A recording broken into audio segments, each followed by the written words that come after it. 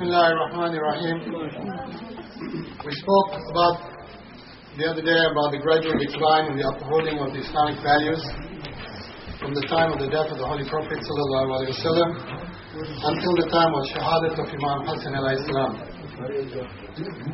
We discussed soon after the ascension of the Holy Prophet, the founder of justice and liberty, by the wrongdoings and the deviations of the Umayyads, Islam was on the verge of disappearing, and justice was being crushed under the stampede of evildoers.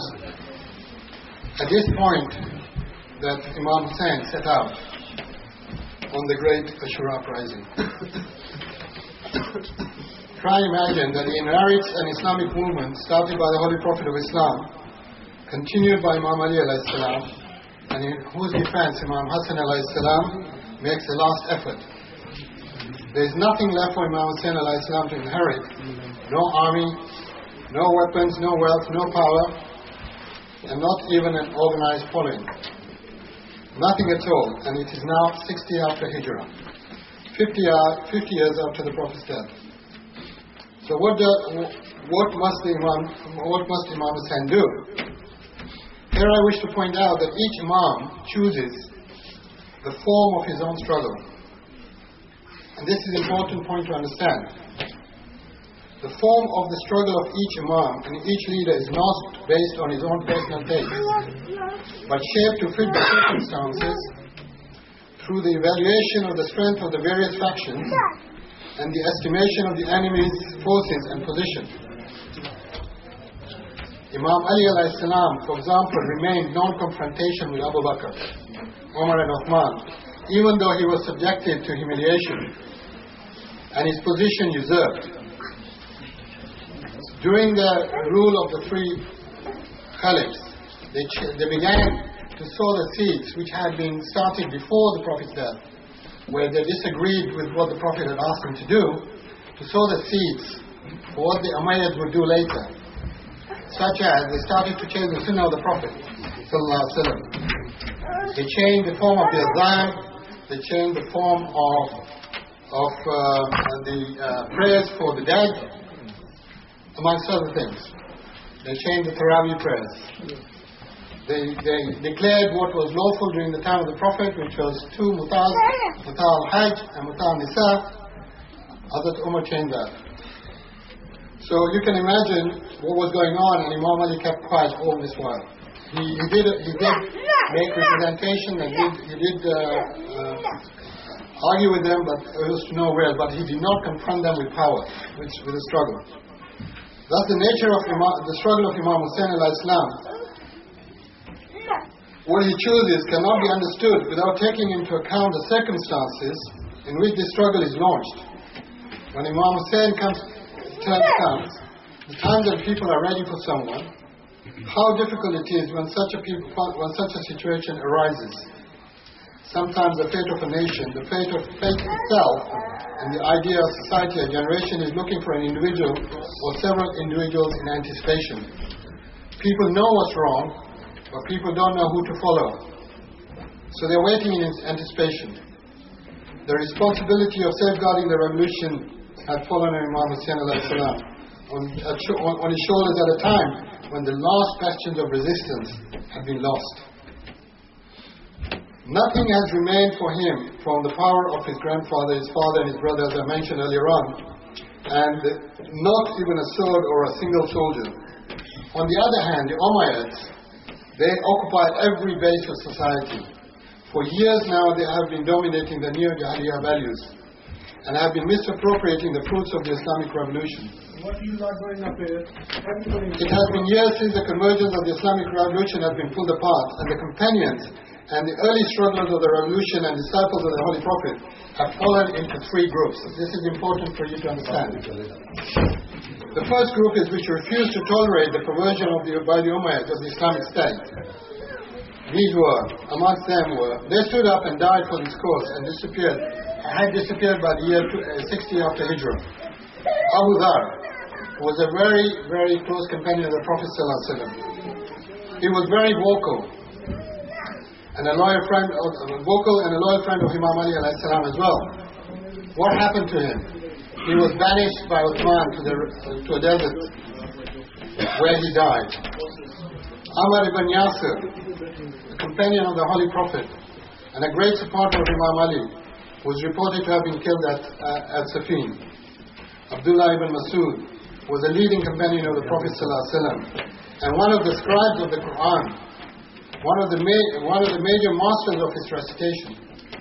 He was also the sixth person to follow Islam. He was the first person to teach Quran, and he killed Abu Jahl. Umar had made him the governor of Kufa. To show you the attitude towards the Prophet's companions during the reign of Uthman, once Abdullah ibn Masud was involved in a heated debate with Uthman. And what happens to him? He ends up with broken ribs. Al-Maytham al-Tamar was a date seller, having been a Persian slave belonging to a woman from the tribe of Bani Asad. Imam Ali salam bought him and freed him. He lost his life defending Imam Ali vocally, and in order to silence him, he was crucified by Ubaydullah, the governor of Kufa, shortly before the Battle of Karbala.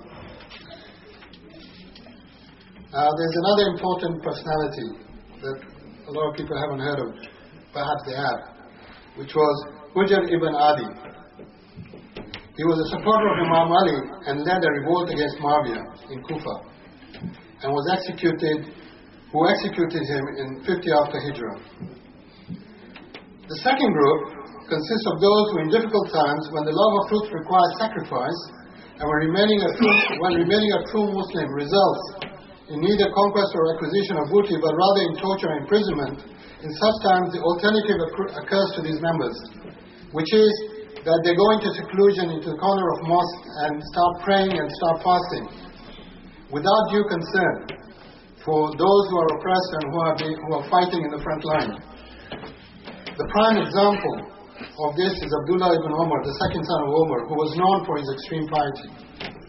At this very time when the masses were subjected to being shed with whips and killed by the swords of the Umayyads, when they looked towards those who were fostered in the Islamic revolution and struggled shoulder to shoulder with the Prophet to rise up and resist, these people were sitting in the corners of the mosque.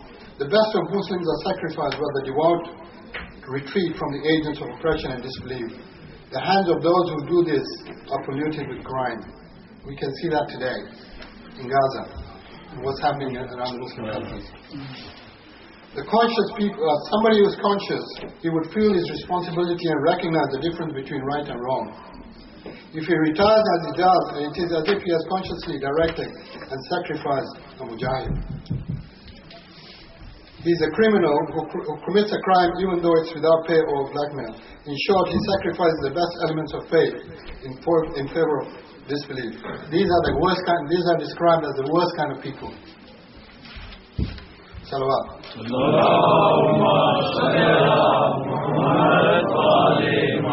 I'll just briefly touch on the third category and then I'll stop because we have very short time.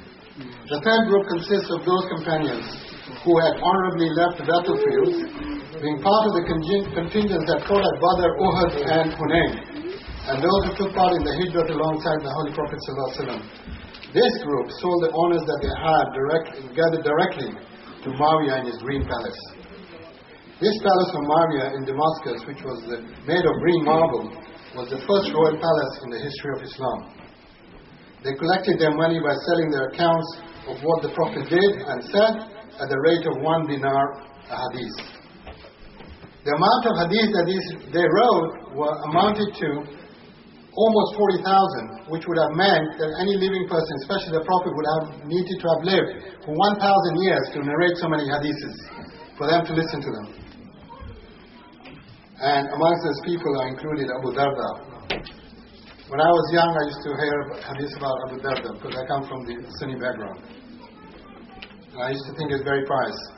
Abu Huraira and Abu Musa. Abu Huraira, who was a companion of the Prophet, allegedly was known as a specialist in the science of hadith. But the Aima al-Islam and the Shia know that he was the greatest fabricator there was. Right? And to end on the thing to tell you about his ethics, he became a go-between between Yazid and Abdullah ibn Salam, where Yazid had asked him to go to Abdullah ibn Salam to ask his wife to leave Abdullah ibn Salam and to marry Yazid. Abu Hurairah took that task. As you know, the story of that is Imam Hussein married her instead. But he did not consummate the marriage, and once Yazid found out that Imam Hussein had married her, he backed off, and then Imam Hussein divorced her and returned her back to her original husband. Salawat. Allahumma salli ala Muhammad wa ali Muhammad.